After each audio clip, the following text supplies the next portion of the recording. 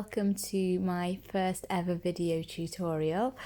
Today I am going to be taking you through how to make a galaxy background card with a slider pull tab element. We recently had the latest release for Time for Tea Designs, and during the live reveal on Facebook, quite a lot of you were really positive about this card. I got some lovely comments and feedback, so I thought that I would recreate that card today and talk you through the process in case you would like to make something similar yourself. So what I'm just starting with here is some Distress Oxides, which I'm ink blending onto some Nina Classic Crest Solar White card in 110 pound weight.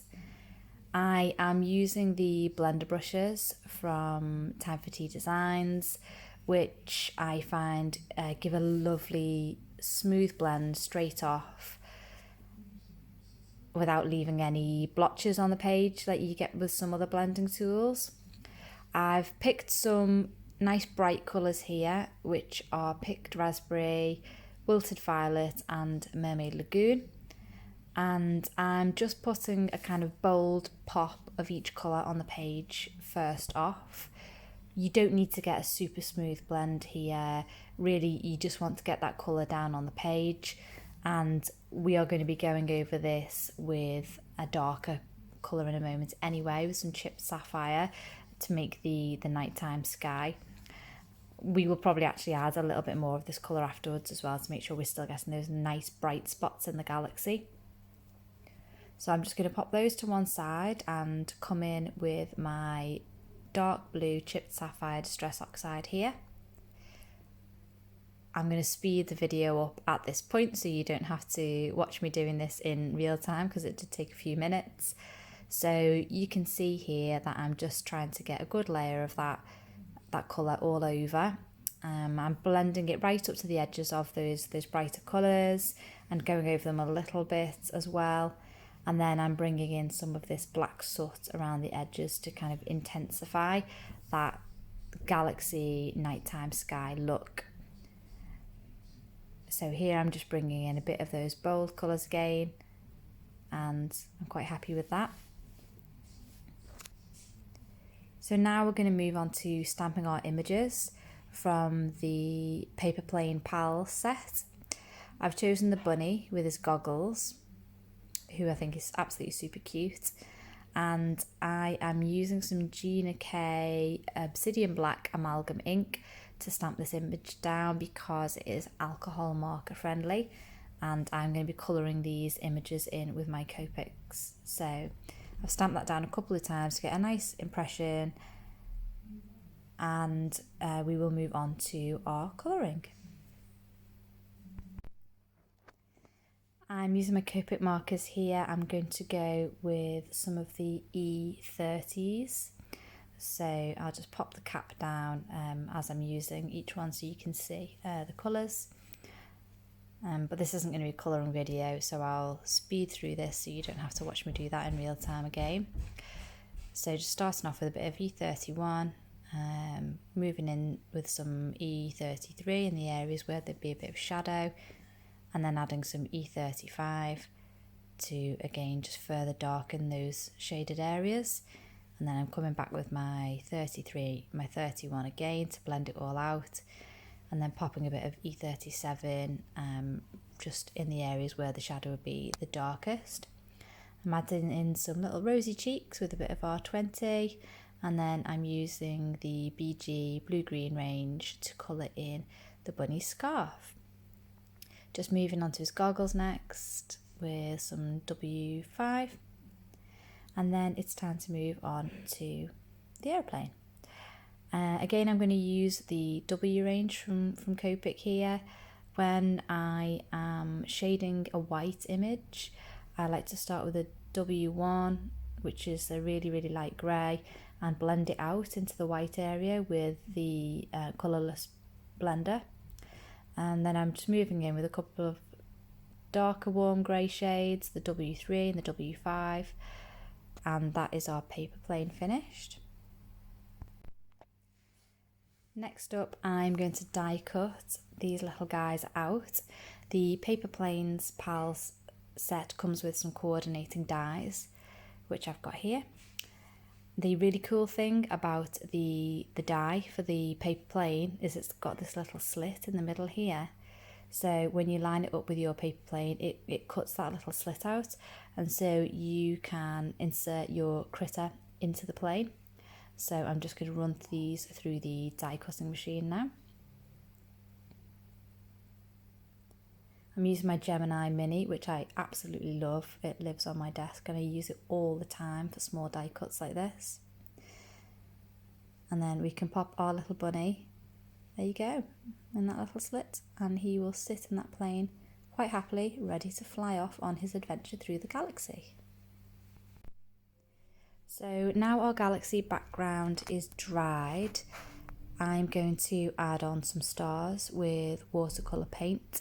It's probably actually best to use something a little less watery to do this, because the distress oxides react again with the water, and you might not get the boldest white colour, but I've made it as concentrated as I can here, and I'm using a medium-sized brush to get some fairly big splatters.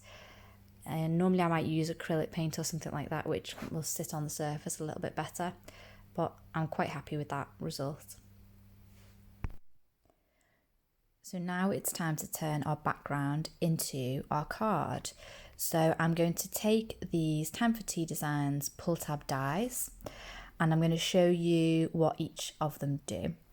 So this is the long rectangle die that sits behind your card front and acts as the actual slider to pull your interactive element on the front of the card from left to right or up and down, whichever way you decide to do it. These ones here create the little track in the front of your card, and the set has got 3 different lengths, so you can choose. It makes it really versatile, so you can make slimline cards out of it, or like the one that I'm making here, just make it into an A2 card. So you can choose the length of track which fits best for your project. I'm actually going to create mine on a bit of an angle, as you can see here, and have my bunny kind of zooming upwards into space, and that's absolutely fine. You don't have to do it vertically or horizontally, it will work that way too. This is the little notch that you want to cut out of the side of your panel. It will need to line up with your track. And then I'm just showing you here that also you've got the little pull tab, which you'll die cut, and that will fit inside the notch quite nicely. And then you've got 2 other pieces here, a small rectangle, which is just going to help your slider piece from wriggling around behind your card. And then the little piece that looks like a plaster or a band-aid if you are watching in America. And again, I will show you what all of those are for now. So here I'm just carefully removing the dies, so you can see that notch has been cut out of the side, and if I can remove my washi tape, we will be able to see the track that's been cut out of the galaxy background. So what I'm doing here is just gluing together 2 of these long rectangles. I've die cut this twice. The first one out of a dark coloured card that's going to match my background. And the reason for that is, if you can see, when you pop it behind the card, you can actually see that behind your track. So it's nice to have the same colour. I've also die cut it out of some scrap white card and glued them together just to give that a bit of strength, so that when you're pulling the slider, it doesn't wobble about and it's nice and sturdy. So the next thing that we're going to do here is take our little plaster shaped die cut. There are some score lines in there, so what you will do is fold the middle 2 score lines up towards yourself, and then the 2 outer ones fold away from yourself to create this little shape. And what that does is it fits around the long rectangle like this. And then when you poke it through from the back of your card, you pull those little flaps through like that, fold them down, and then you can actually stick your little character or whatever it is that you've got for the front of your card onto those tabs and slide it up and down like that to make your interactive pull tab element. So what I'm going to do next is adhere all this into place. I'm going to start by gluing my little bunny into his plane. Again, just using some liquid glue here. And there he is, ready to zoom off through the galaxy. And I'm just showing you here how, even though I've done my track on an angle, it will still work, and you will just trim off the excess in a second to make it flush with the side of your card, and that's absolutely fine. Now what I tend to do when I'm making these is slide the little kind of plaster shape back away from the notch as far as possible, and that way you know that when you've got the tab slid right back, then the rectangle bit isn't going to poke out the other side of the card. So once you've got that in place, you can just trim the excess off like that, and you know that it's going to be the perfect length. So the next thing to do is to grab your pull tab, die cut like that, and we are going to just glue that in place. So it just folds around the back like that to sit nice and flush with the side of the card.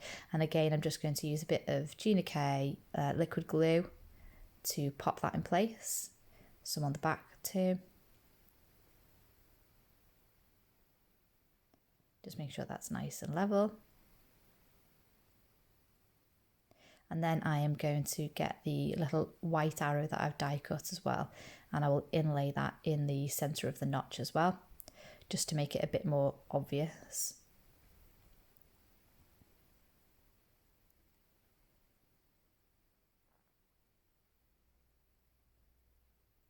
There we go. So now I'm going to flip the card over, and we're going to get our small rectangle and just place it behind like that. And that's going to just stop your slider element from wobbling up and downwards. If you just fold the rectangle loosely over the slider, you don't want to do it too tight because it might stop it sliding properly. Then pop a little bit of liquid glue on the back. Stick that to your actual card panel.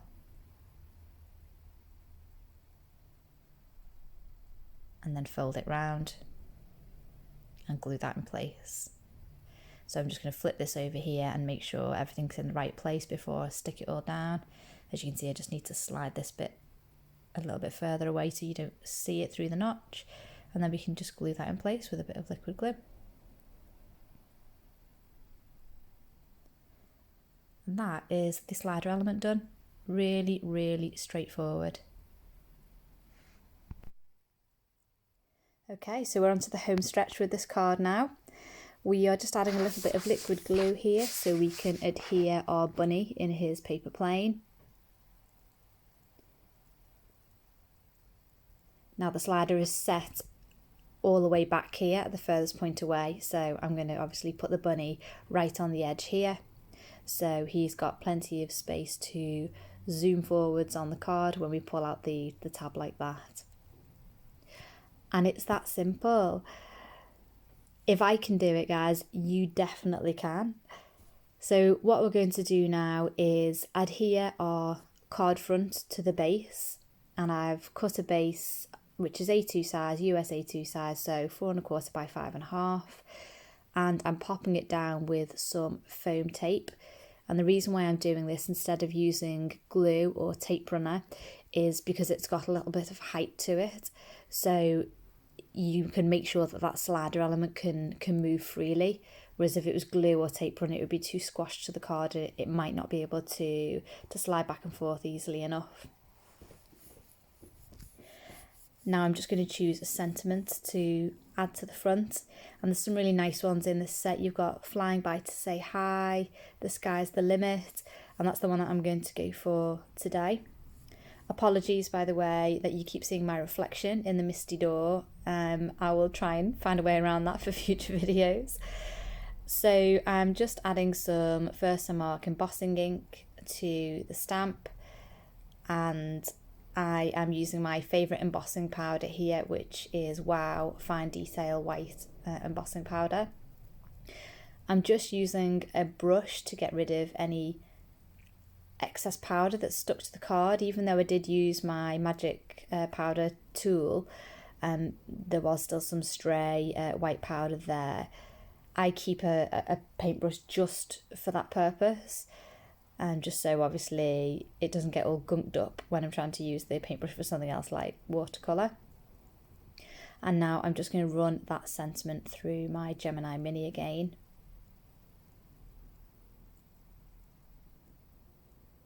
And of course I will be popping that onto the card front with some foam tape, because I am a bit of a foam tape addict. So I'm just having a look here to see where the sentiment looks best, and I think I'm going to go for this bottom right hand corner here. And that is pretty much our card done. So I hope you've enjoyed watching this with me today, and I hope it was helpful. I would absolutely love to see the things that you make with your pull tab dies. Why don't you show your creations on the Time for Tea Friends page, or you could tag us on Instagram.